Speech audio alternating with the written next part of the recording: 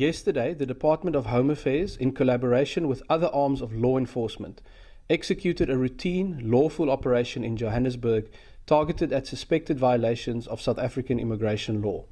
The operation followed after intelligence reports indicated that a number of Kenyan nationals had recently entered South Africa on tourist visas and had illegally taken up work at a center processing the applications of so-called refugees to the United States.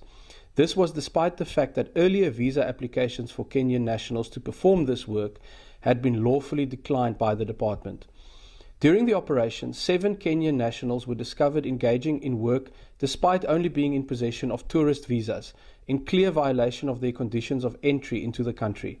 They were arrested and issued with deportation orders and will be prohibited from entering South Africa again for a 5-year period.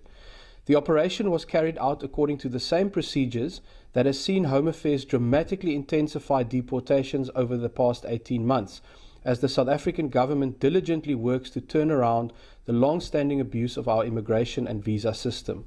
No US officials were arrested in the process, the operation was not conducted at a diplomatic site, and no members of the public or prospective refugees were harassed. The operation reinforces Home Affairs' commitment to enforcing the rule of law without fear or favor, as no person or entity is above these laws. It also showcases the commitment that South Africa shares with the United States to combating illegal immigration and visa abuse in all its forms. The presence of foreign officials apparently coordinating with undocumented workers naturally raises serious questions about intent and diplomatic protocol.